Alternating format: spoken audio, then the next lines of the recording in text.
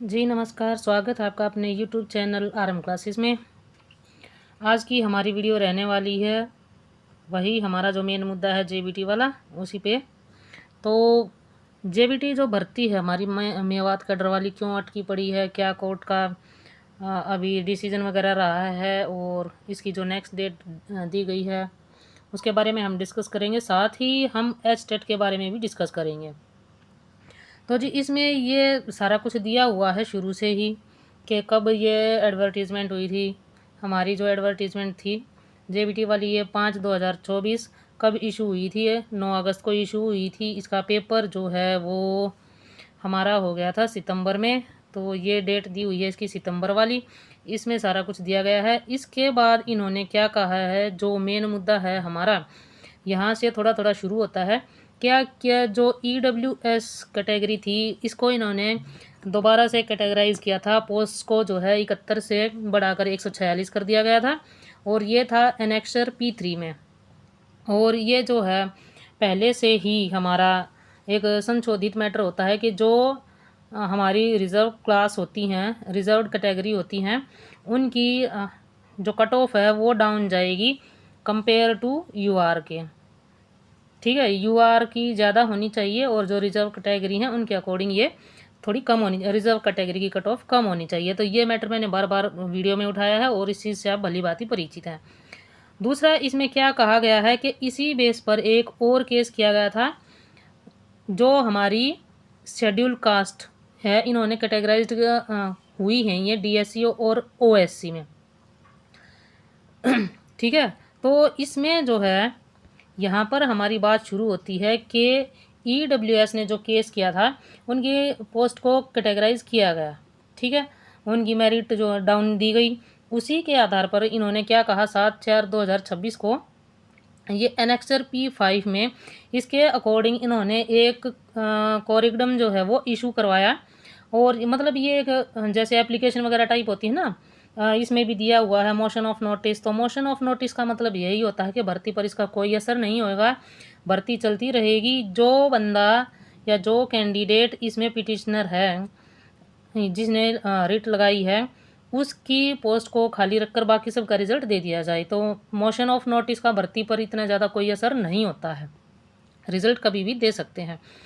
तो इसी मुद्दे को लेकर जो है DSC और OSC को भी इन्होंने क्या कहा कि इसको कैटेगराइज किया जाए, बेफिकेशन किया जाए, पोस्ट में संशोधन किया जाए। इसका मतलब ये है कि पोस्ट में संशोधन किया जाए। लेकिन क्या हुआ, एनेक्सर P5 जो है ये फेल हो गया इस चीज़ को लागू करने में। क्योंकि सभी को पता है OSC DSC तो अभी ये CET 2025 के केस में आया है। अभी जो 2025 हमारा हुआ था CET ग्रुप C वाला, तो सॉरी, इससे पहले क्या था, हमारी भर्ती के टाइम पर, ये जेबीटी मेवात की भर्ती के टाइम पर ये वाला केस नहीं था। तो इस पर क्या कहा गया है कि इन्होंने ये वाली कैटेगरी में यहाँ पर दिया गया है कि OSC और DSC contrary to decision content in letter, ये चीज़ें दी गई हैं, ये फेल हो गए थे। ठीक है, पोस्ट के बफरिकेशन में ये फेल हो गए थे और ये लागू नहीं हो सकता इसके अकॉर्डिंग। इन्होंने पहले ही दिया हुआ है। अभी क्या कहा गया है कि एक रिप्रेजेंटेशन सबमिटेड भी की गई थी और इसमें कोई डिसीज़न नहीं लिया गया था। तो डिसीज़न, मैं तो जज नहीं हूँ, नहीं बता सकती कि डिसीज़न लिया भी नहीं जा सकता, ये हम नहीं कह सकते, ये तो कोर्ट फैसला करेगा। लेकिन फिर भी एक छोटी सी बात है, अगर आपने किसी चीज़ का मोल भाव किया है आज के टाइम पर, आज की डेट में, अगर आपने किसी चीज़ का मोल भाव किया है और वो आप नेक्स्ट डे पर लेने गए, नेक्स्ट डे अगर आप लेने गए तो आप इसी रेट पर करेंगे, ना कि आज अगर बढ़ जाता है तो रेट इस रेट पर। ठीक है, तो हमारा जो OSC DSC है ये 2025 में आया था। मैं फैसला नहीं सुना रही हूँ, मैं जज नहीं हूँ, मैं वकील नहीं हूँ। ठीक है, लेकिन एक कॉमन सी समझने वाली बात होती है, ये हर जगह होती है, ये संविधान में भी है कि जब आपको सज़ा दी जाती है तो आपने जिस टाइम पर की थी, आपने अपराध किया था उसी टाइम पर ये आपको लागू होता है कि उसी के अकॉर्डिंग आपको सज़ा मिलेगी, ना कि जो आज के टाइम बदला हुआ नियम है। तो मैं तो अपना थोड़ा सा ये मतलब कॉमन सेंस यूज़ करके ये चीज़ बता रही हूँ कि OSC DSC 2025 में आया था और भर्ती एडवर्टाइजमेंट की गई थी 2024 में। तो लगता नहीं जहाँ तक 95% केस में ये चीज़ लागू होगी। ये लागू केस बनता भी नहीं है, हर कोई इसको सिरे से नकार रहा है। और एक रिलायबल सोर्स से आप लोगों ने कहीं देखा भी होगा, 1-2 वीडियो में ये भी पता लगा है कि इस भर्ती के अटकने का एक रीज़न ये भी है कि 1 ईयर डिप्लोमा है, एक 2 ईयर डिप्लोमा है। ये 1 ईयर डिप्लोमा एक्स सर्विसमैन के केस में अप्लाई होता है, उनको 1 ईयर डिप्लोमा दिया जाता है डीएड का। 2 ईयर डिप्लोमा आम जो कैंडिडेट होते हैं उन पर अप्लाई होता है। इनको अपनी ड्यूटी के, अपनी सेवा के ड्यूरिंग पीरियड में ही इनको एक्स सर्विसमैन को जो होते हैं इनको 1 ईयर डिप्लोमा दिया जाता मतलब। तो ये भर्ती इस कारण से भी अटकी हुई है कि बहुत सारे कैंडिडेट ऐसे हैं जिनके पास 1 ईयर डिप्लोमा है, जिन्होंने जम्मू से जेबीटी की है या ऐसा कुछ है, किसी अदर स्टेट से डीएड जिन्होंने किया है उनका 1 ईयर है। तो इस कारण ये भर्ती अटकी पड़ी है। भाई लगता नहीं है, इतना ज़्यादा टाइम हो गया है।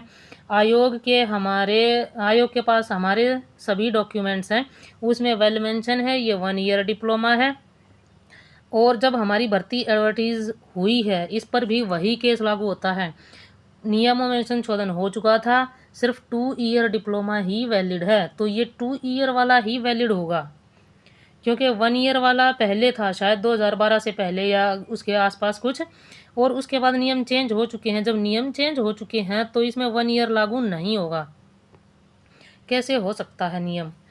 ये भी आयोग पर डिपेंड करेगा। अब इसमें क्या चक्कर पड़ेगा, क्या कुछ रहेगा। और आपका 2 ईयर या 1 ईयर वालों को भी वैलिड कर रहे हैं, क्या कर रहे हैं कुछ नहीं पता। 2 ईयर तो है ही है। कंपटीशन यहाँ पर तगड़ा हो जाएगा, थोड़ा सा बढ़ जाएगा, कुछ तो होंगे कैंडिडेट 1 ईयर वाले भी, लेकिन भर्ती को लटकाने का कोई भी वैलिड रीज़न नहीं दिख रहा है। अब भर्ती निकलवाने का, हमारा जो रिज़ल्ट निकलवाने का, भर्ती निकलवाने का नहीं, रिज़ल्ट निकलवाने का एकमात्र क्या रास्ता बचा है? आप सभी विधायकों से मिलें या फिर कैंडिडेट हैं इनको कोई आंदोलन ही करना पड़ेगा, कोई प्रदर्शन ही करना पड़ेगा। बार बार कैंडिडेट जा भी रहे हैं। आज की डेट में भी, आज कितनी डेट होगी? आज होगी 23। तो आज की डेट में भी मेवात कैडर के साथी पुनाना के विधायक हैं मोहम्मद इलियास जी, उनसे मिले हैं। उनको बोला है कि हमारी भर्ती के बारे में मुख्यमंत्री तक बात पहुंचाई जाए, क्योंकि 25 तारीख को मोहम्मद इलियास जी पुनाना के विधायक हैं और वहां पर 25 तारीख को परसों ही एक बड़ी रैली होने वाली है। हमारे मुख्यमंत्री नायब सिंह सैनी जी वहां पर जाएंगे पुनाना मंडी में। तो जेबीटी कैडर के जो साथी हैं उन्होंने अपील की है कि सभी ज़्यादा से ज़्यादा संख्या में पहुँचे और अपनी बात को रखें मुख्यमंत्री के सामने। आपको मिलने दिया जाता है, क्या कुछ रहेगा देखो। लेकिन जितने साथी पहुंच सकते हैं पहुंचो, क्योंकि आपकी भर्ती का एकमात्र रास्ता अब यही बचता है कि आप बार बार एचएससी ऑफिस जाएं, बार बार आप खुल्लर हाउस जाएं और बार बार आप विधायकों से, मंत्रियों से, इनसे मिलें। जहां जितना जो कुछ पॉसिबल हो आप करो। आपकी भर्ती पर कुछ खास केस नहीं है जिसके कारण इसको लटकाया जाए। वैसे भी 2 साल हो चुके हैं, 2 साल में तो पता नहीं क्या कुछ हो जाए। आप जब तक ये वाला केस जिसमें नोटिस ऑफ मोशन दिया गया है, इसकी डेट 23 जनवरी दी गई है, तब तक तो आप कई सैलरी ले चुके होंगे। आपकी ज्वाइनिंग हो जाए, 1 अगस्त को हो जाए, 1 अगस्त से ही आपका रिज़ल्ट जल्द से जल्द आ जाए और शुरू हो जाए, तो 23 जनवरी तक तो आप, इसकी नेक्स्ट ईयरिंग दी गई है, तब तक तो आप कई सैलरी ले चुके होंगे।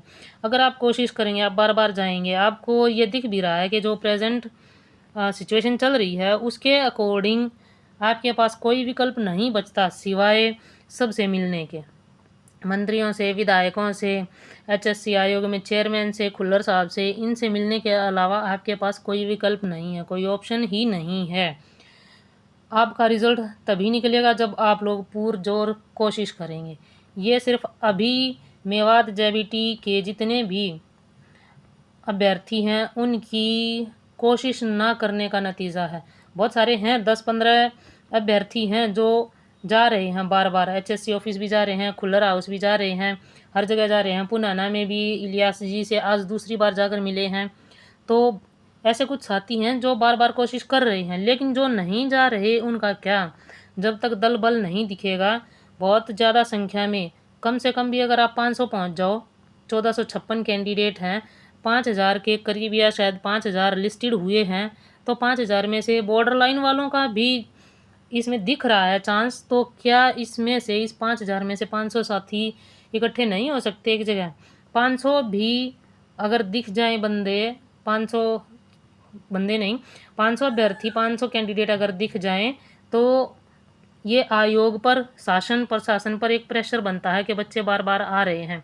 बस 500 कैंडिडेट 2-3 बार अलग अलग पहुंच जाओ, आज कोई गया है कल कोई और पहुंच जाए। जब आप सब इकट्ठे होकर मिल रहे हैं तो ये प्रेशर जाएगा, गवर्नमेंट पे भी जाएगा, ये आयोग पे भी जाएगा कि बच्चे बार बार आकर मिल रहे हैं और इनका रिजल्ट हमें देना है। तो सिर्फ आपकी पुरजोर कोशिश ही अब इस रिजल्ट को निकलवा सकती है, बाकी आप लोगों के पास कोई ऑप्शन नहीं है। दूसरा हमने डिस्कस किया था एचटेट के बारे में। एचटेट का रिज़ल्ट तैयार, लगभग तैयार हो चुका है, उस पर ग्रेस मार्क्स मिलने हैं और इस पर मैंने अलग से वीडियो नहीं बनाई है। भाई हर टॉपिक पे वीडियो नहीं बनाई जाती, ये सारी चीज़ें टेलीग्राम और व्हाट्सएप चैनल पर खूब धड़ल्ले से शेयर की जाती हैं, लेकिन फिर भी मैं आपको दिखा देती हूँ। ये रहा, ये बोर्ड की तरफ से जारी किया गया है कि आपका परिणाम लगभग तैयार हो चुका है। बोर्ड चेयरमैन शंकरलाल धूपड़ जी की तरफ से ये इशू किया गया है। जितने आपके प्रश्न हैं जिन पर आपका ऑब्जेक्शन, जितने आपके क्वेश्चंस हैं ऑब्जेक्शन लगाया गया है, इस पर एक एक्सपर्ट कमेटी परिणामों का इंतज़ार कर रही है। एक्सपर्ट कमेटी बैठी है, आपके सभी इश्यूज़ देखे गए हैं जिसने ऑब्जेक्शंस लगाए थे। दूसरा, HCS में 100 में से 33 प्रश्नों पर ऑब्जेक्शन थे। HCS वाले केस में 100 में से 33 क्वेश्चन थे, उन पर ऑब्जेक्शन थे। जबकि HTET के 34 सेट में तकरीबन 34 ऐसे सेट थे जो अलग अलग थे, अलग अलग की बात है ये, उसमें 20 प्रश्नों पर एवरेज 20 प्रश्न निकाले हैं, तो एवरेज आपको 20 ग्रेस मार्क्स मिल सकते हैं इस केस में HTET वालों के लिए। HCS में इसमें दिया गया है 33, तो इसमें मैक्सिमम आपको 33 ग्रेस मार्क्स दिए जाएंगे, 33 नंबर आपको मिलेंगे। तो इतना आप जो है बैठकर आइडिया लगा सकते हैं। यहाँ पर बिल्कुल क्लियरली इन्होंने ये क्लैरिफाई किया है। एक्सपर्ट कमेटी की जांच के आधार पर प्रश्नों पर आए ऑब्जेक्शन का समाधान कर निकाला जाएगा परिणाम। तभी परिणाम, आपका परिणाम जो है रिज़ल्ट, ये इसी जुलाई हफ्ते में, नेक्स्ट वीक में बोल रहे हैं, तो मंडे के बाद आपका रिज़ल्ट कभी भी आ सकता है। थोड़ा सा तो टाइम लगता ही है, जब इतनी ज़्यादा प्रॉब्लम हुई है तो 2-3 दिन और लग जाएंगे। आपका एग्जैक्ट परिणाम ये अच्छे से निकाल दें ठीक ठाक।